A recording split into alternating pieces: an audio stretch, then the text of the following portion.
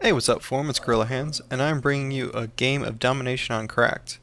And today I wanted to talk about what goes into your decision-making process when you're looking to buy a new game.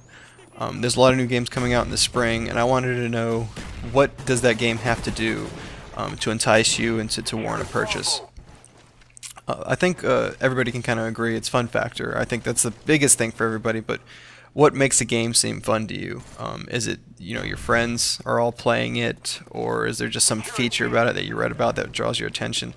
It's interesting. Different people have different opinions. I'll give you an example. I've got a friend I work with who refuses to play or refused to buy Halo Reach because he didn't like the setting. He bought Halo 3, played it a little bit, and he got tired of that game, and it's because of the style of the game. It's set in the future. It's got the blue lasers. He just doesn't like it. He played a lot of Counter-Strike, so he just doesn't like the settings associated with that game. I don't think he has a problem with the game mechanics. He just doesn't like the overall theme that game displays. And the other thing is he's kind of big on graphics. If the game doesn't have a certain graphical standard, then he's not that interested in it.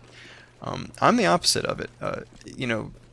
The theme of the game doesn't really apply to me, or doesn't really matter to me, as long as the core gameplay is good. If the mechanics are strong, then it doesn't really matter if you're playing in like medieval times or you're playing 1,000 years in the future. I think the gameplay is what kind of dictates if I'll enjoy the game or not. And graphics as well. Another example is Modern Warfare 2. I think has better graphics than Black Ops, but I'm having a lot more fun playing Black Ops. And the other thing is when I'm looking at reviews and stuff like that, sometimes better games or better quality games doesn't always dictate a fun factor for me. I don't know how this guy missed me, but I got lucky. And I'll give you an example here. Grand Theft Auto 4 got raved reviews. I think IGN gave it a perfect score. It did really well. But for me, I had more fun playing Grand Theft Auto 3, even though Grand Theft Auto 3 had a lot less going for it, much worse graphics. The reason for that is when I played Grand Theft Auto 3 for the first time, I was not used to this sandbox style of game. It was completely new to me. It was awesome, and I put a lot of time into it. And then I kept playing Vice City and San Andreas. So by the time I got to 4, it was just even though it had so much new stuff to it, it still at its core felt the same to me. So it got great reviews, but it just didn't have that fun factor for me. I kind of have the same opinion of Grand Theft or Call of Duty 4 compared to the rest of the series, even though the subsequent titles could be arguably considered better overall quality.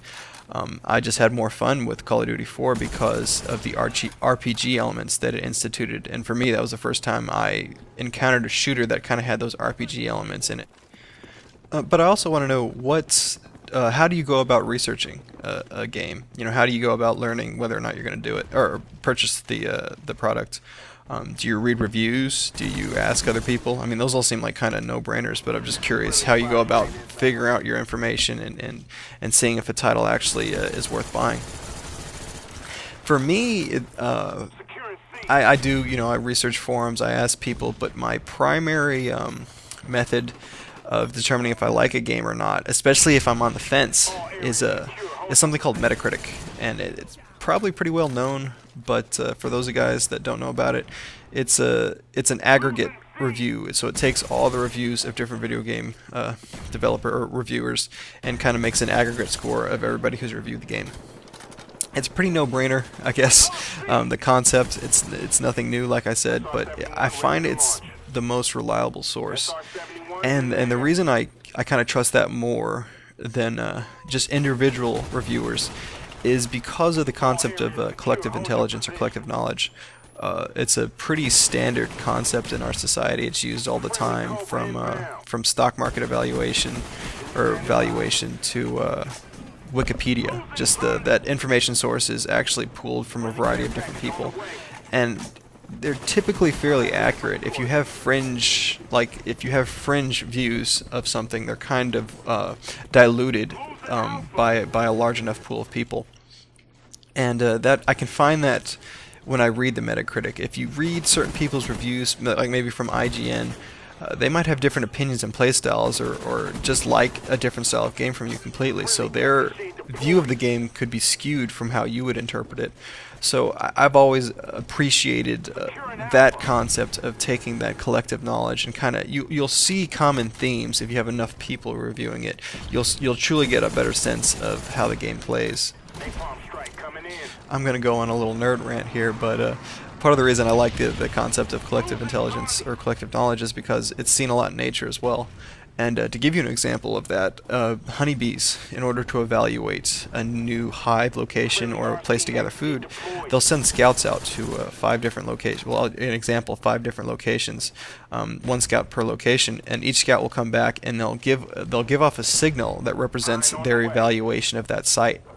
And based on those signals they give off, the other bees will look at it and say, well, I like his signal the most, I'm going to go evaluate that one site myself. And the process continues, and you know, if a bee gets it wrong, and the initial scout gets it wrong in his evaluation, as more and more bees go out to evaluate the site that may not be as fruitful, they'll come back and they'll give off signals that aren't as positive. And whichever bee finds the best location, as more and more bees go to that location, they'll be the ones giving off the best signal and kind of entice more bees to evaluate it. And eventually the large enough pool of bees vote, and that voting is just based on the large enough, the largest group giving off kind of the same signal. And it actually works. I believe it's at 95 to 99% of the time they pick the best hive and the best place to forage food. So I know that's not like the best form of decision making, but I always find it interesting whenever we have some processes that kind of are imitated in nature as well. Another example, the FBI, the CSI, all of our government agencies, they had a lot of trouble communicating information with one another, just a lot of overhead. So they developed an internal wiki that allowed everybody's collective knowledge to be viewed through those sources. And what's interesting is it works very well. I'll give you another example. When that domestic terrorist attack happened in Texas, where that man flew his prop plane into the side of that, was it an IRS building? They knew within minutes after the attack that it wasn't a foreign attack, it was domestic, and they knew all of his information. And nobody was out there surveying the field. They just knew, just based on that one central source, who was doing it and how it happened. I know I went on a little bit of a rant, but I always think concepts like that are pretty cool. Also, the new map pack should drop by the time this video is uploaded. If you guys want to create a forum breakdown, that's a video where we have more than 2 forum members talking about it. Do a forum breakdown of your opinions of the map. Just send me a PM on the website and we can set something up. And also let me know in the comments, you know, how do you go about researching a game, and if that process has ever bitten you in the ass. You know, have you gotten a game and it turned out to be a dud?